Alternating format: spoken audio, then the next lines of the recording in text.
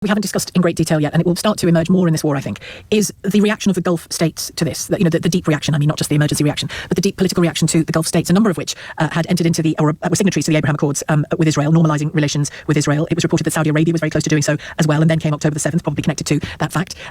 If the Gulf states look at the situation a few months from now, and again, I have no idea if this is how it will turn out, but let's say, for the sake of argument, that the Gulf states see a relatively defenceless Iran that can no longer attack Israel in the way that it has been, and the frequency that it has been, sometimes directly during the Gaza war, you remember, and mostly through proxies like Hezbollah and Hamas, to name but two. So if Iran is relatively defenceless compared to what it has been doing, and can no longer fund the likes of Hamas or Hezbollah in the way that it has been, and arm them in the way that it has been, I wonder whether the Gulf states, some of them at least, might look at that new Middle East and say, okay, right, we can do business with this, we can do business with Israel on this. And in a way, I think that, I mean, if you're very pro-Iranian regime, you won't agree with me, but I think that would be a decent outcome here. Again, I set that alongside whatever the cost of this war is in human life and destruction, and whether it makes things worse or better for the Iranian people as well, first and foremost. So there's a lot to consider, and Andrew is absolutely right, Andrew Moore absolutely right to say that it's far from clear yet how this cookie will crumble. But I wonder, for now anyway, in relation to Keir Starmer's decision to say, oh no, too far to be attacking Iran in the way that you intend to attack Iran. Public support seems to be with him. Has it changed how you view him, I wonder, on wider issues? 0345 6060 973. A lot of tests to pass, aren't there, as a leader and a politician? David in Surbiton, hello. I believe that he was against the Iraq war, so it's good to see him being consistent. He was. But who in their right mind would want to join a military campaign shoulder to shoulder with Benjamin Netanyahu? I mean, there's a great sizable percentage of people in this country are very much against what he's done to Palestine. And even whatever we accuse him of, they're only accusations, without saying he's done genocide or whatever. Surely, these are pretty serious claims. Most people want to be seen to be right on the right side of history, and he doesn't really come across like that. So to be happy about joining sides with him after, he's still in the progress of what he's doing there. Outside, seems unbelievable. Okay, go along with that. But outside of this war, the Iran attacks, Britain is still very much an ally of Israel. Well, we've assisted them in many ways, and that makes me and a lot of people feel that they're, concerned, to say the least. If it gets proven that it has been genocide or ethnic cleansing and all these things, who wants to be part of that? Which we're supposed to be against these things, let alone giving them support and being their ally. That should stop you being. How would you tackle? I mean, these are big questions that clearly no politician has ever been able to resolve. So why should you and I be able to, David? But I hear what you're saying. But what about what Israel was and is facing?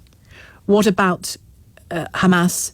Iranian proxy, Hezbollah, Iranian proxy, not just attacking Israel. I mean, Israel is the first thing in its sights, but so is pretty much anywhere in the Western world that they can target and harm if they want to, and they want to. They make it clear every day that they want to. What do we do about that? Who do we stand with in the face of that? The problem is that what they've just done, what they've engaged in, I'm watching them, listening to them, they've lost their trust.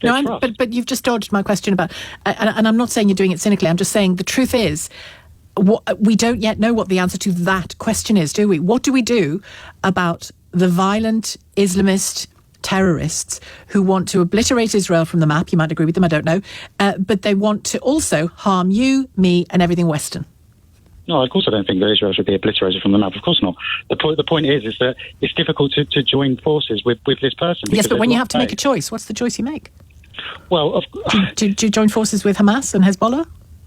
Well, no one's saying that, are they? That we have to join forces. But we have to with manage both. We have to manage our relationship with both sets of people, don't we? See, when we're saying, well, did they bomb a school or not? We've just listened to literally years of them seemingly lying about this kind of stuff. But it's America. It looks very strongly like it's America that bombed that school with a tomahawk. This is the point. Now we just don't know who to believe, and who wants to be part of that. I certainly don't. Well, there is some evidence. No. It's horrendous what's happened in that school. Absolutely horrendous. But again, the circumstances around all of these things are far from clear for any of us, are they? But it certainly looks. I've seen a few investigations overnight into that bombing.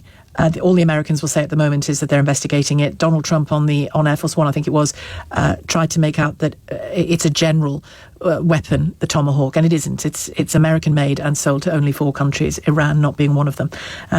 It's looking like a mistaken bombing of a school by a US Tomahawk. Looks like it, but again, I'm not in any position to confirm that, but that's certainly what it looks like at this point. Thanks, David. So you very much think Starmer's done the right thing on this anyway, if not on Israel. Gary in Preston, hello.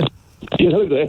We definitely need to back the US, and the reason why I say that is because all Starmer had to do was use the military zone for them in Greece. He didn't have to get involved